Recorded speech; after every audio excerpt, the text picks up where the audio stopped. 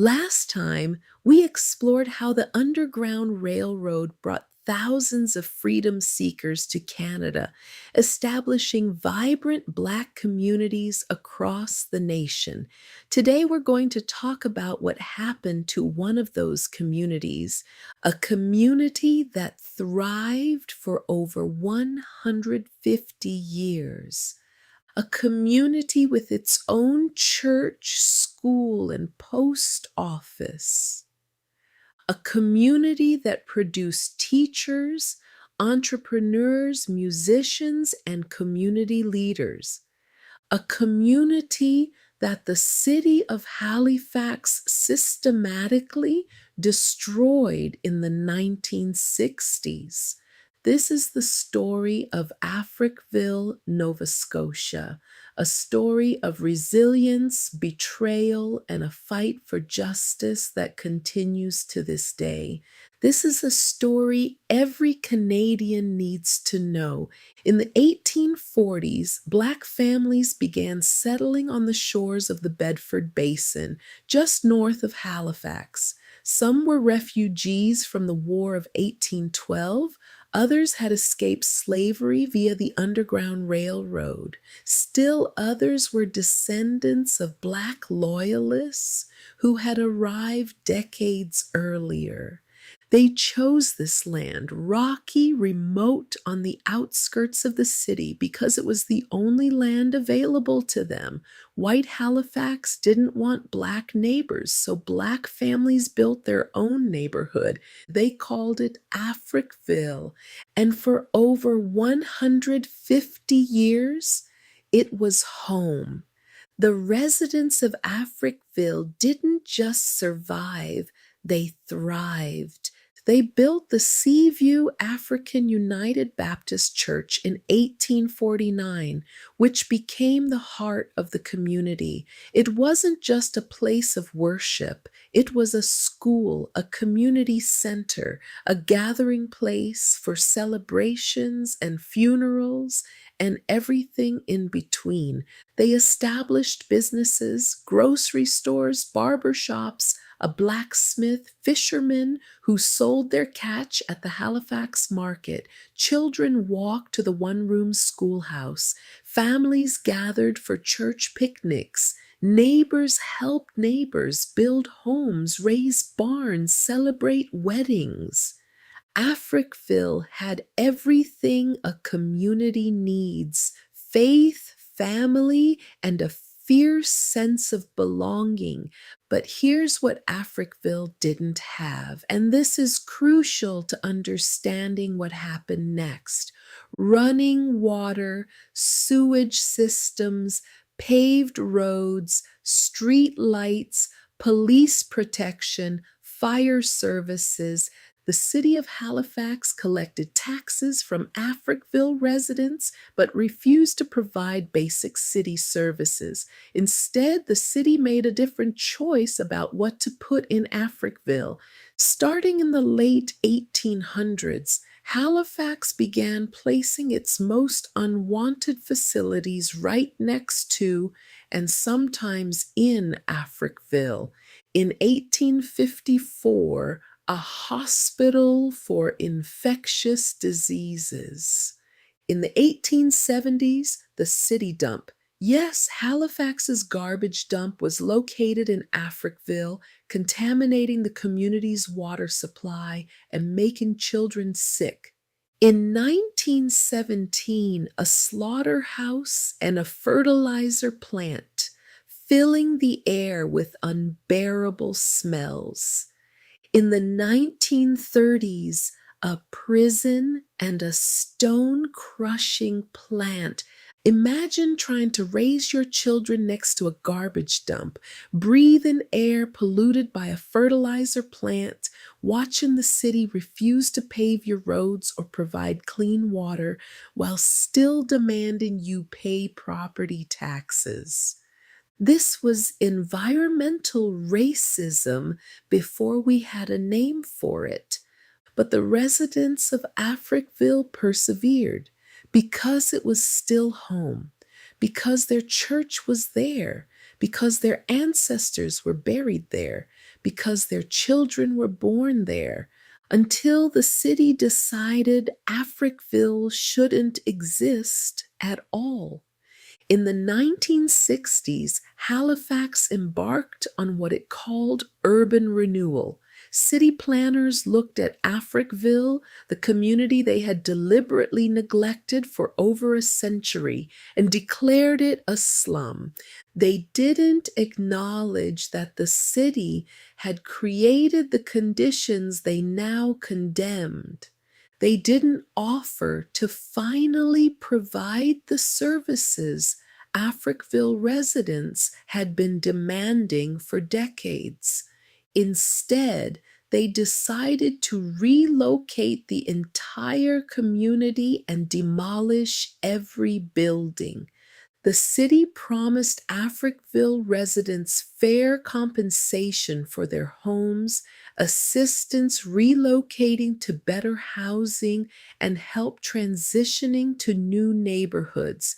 The city delivered relocation assistance in garbage trucks, compensation far below market value, and the destruction of an entire community. Between 1964 and 1970, approximately 400 residents were forcibly removed from Africville. Some families were offered as little as $500 for homes their families had owned for generations. Many received no compensation at all because they didn't have formal property deeds, even though their families had lived there for over a century. And here's the detail that still shocks people today. Some families' belongings were moved in city garbage trucks. Let that sink in. The city of Halifax moved human beings and their possessions in the same trucks used to haul garbage. The message was clear. We think you're trash. We think your community is trash. We're cleaning up our city by removing you. Building by building, Africville was destroyed. The homes where grandparents had raised their children, the school where generations learned to read, the church, the beautiful Seaview African United Baptist Church that had stood for over 110 years, demolished in January 1967. Residents and former residents watched in tears as bulldozers tore down the heart of their community. Some tried to salvage bricks from the church to keep as remembrance. Even that small dignity was denied to many. By 1970, Africville was gone, erased from the landscape as if it had never existed. Where did the displaced residents go? They were scattered across Halifax into predominantly white neighborhoods that didn't welcome them. Children who had grown up in a tight-knit Black community suddenly found themselves isolated, often the only Black family on their street. The promises of better housing often meant public housing projects. The promise of a better life meant disconnection from community, from church, from identity. Families lost more than homes. They lost community networks built over generations, cultural identity and heritage, economic stability, as many lost family businesses, mental and emotional well-being, and a sense of belonging. Studies in the following decades showed that former Africville residents experienced higher rates of poverty, mental health challenges, and social isolation compared to before the relocation. The urban renewal that was supposed to help them had destroyed them. But here's what Halifax didn't count on. The people of Africville never forgot, never stopped organizing, never stopped demanding justice. In 1969, even as the last buildings were being demolished, former residents formed the Africville Genealogy Society. Their mission: preserve the history and fight for recognition and compensation. For decades, they petitioned the government. They held reunions on the site where their community once stood. They told their stories to anyone who would listen. They refused to let Africville be forgotten. On February 24th, 2010, 40 years after Africville's destruction, Halifax Mayor Peter Kelly stood before a packed audience and issued an official apology. On behalf of the Halifax Regional Municipality, I sincerely apologize to the former residents of Africville and their descendants, he said. The apology acknowledged the city's failure to provide services, the unjust and unconscionable relocation process, the use of city dump trucks to move families, the inadequate compensation, and the lasting harm caused to families and individuals. It was a moment of vindication, of recognition, of official acknowledgement that what happened to Africville was wrong. But an apology, while important, doesn't undo 40 years of displacement and generational trauma. As part of the reconciliation process, Halifax committed to building the Africville Museum on the site where the community once stood. In 2012, a replica of the Seaview African United Baptist Church was built, a beautiful white building with a tall steeple standing on the shores of the Bedford Basin as a monument to what was lost.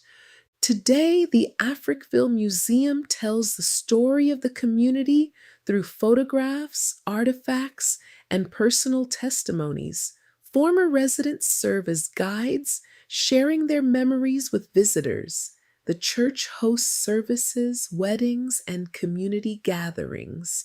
On the last Sunday of June each year, former residents and their descendants gather for the Africville Reunion, a celebration of heritage, resilience, and community that refuses to die.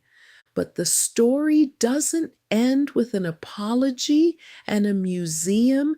In 2014, former residents filed a class action lawsuit seeking $1.5 billion in compensation, arguing that the 2010 apology didn't include adequate financial restitution. The lawsuit was dismissed in 2015, with the court ruling that too much time had passed. Think about that. The government can take 40 years to apologize, but the victims have run out of time to seek compensation. However, the fight continues in other forms. Africville's story is now part of Nova Scotia's school curriculum, ensuring future generations know this history. Descendants continue documenting family histories, preserving photographs, and sharing oral histories. Africville's story has become a rallying point for discussions about environmental racism, urban planning, and reparations in Canada. And some descendants have proposed actually rebuilding Africville as a living community, not just a memorial. Some people hear this story and think that was the 1960s. Things are different now. But here's the truth. Africville was destroyed during the Civil Rights Movement. While Americans were marching for equality, Halifax was demolishing a Black community with garbage trucks. People who lived in Africville are still alive today.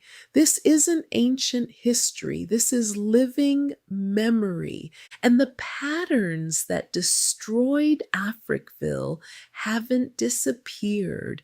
They've just evolved. Today, Black and Indigenous communities across Canada still disproportionately face proximity to landfills and industrial facilities, lack of clean drinking water, inadequate city services while still paying taxes, and development projects that displace rather than empower. Africville was an extreme case, but the underlying dynamics, environmental racism, government neglect, forced displacement continue in different forms. But Africville's story isn't just about destruction, it's also about resilience. Think about what it took for that community to survive for 150 years despite deliberate neglect. Think about the strength required to build a thriving community when the city denied you every basic service.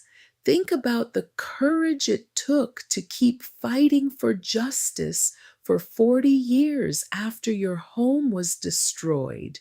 Former Africville resident Irvine Carvery, who has been fighting for justice since the 1960s, said it best. Africville was more than a place. It was a feeling. It was belonging. It was knowing your neighbors would help you, that the church would support you, that you were part of something bigger than yourself. They destroyed our buildings, but they couldn't destroy our spirit. Recognition isn't enough. An apology isn't enough. A museum isn't enough. What we owe the people of Africville, what Canada owes them, is truth. Teaching this history honestly in schools across the country, not just in Nova Scotia, restitution, real meaningful compensation for the generational wealth that was stolen when homes and businesses were destroyed, reform, examining current policies to ensure we're not repeating these patterns in other communities, and remembrance, ensuring that Africville is remembered not just as a tragedy, but as a testament to Black Canadian resilience and community.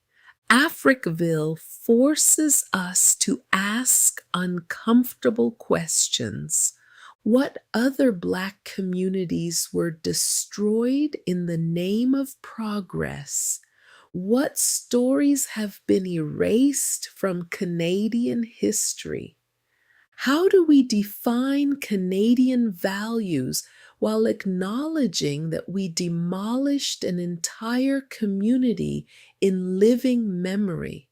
What does reconciliation actually look like when the harm is so profound? Are we willing to do more than apologize? Are we willing to make restitution?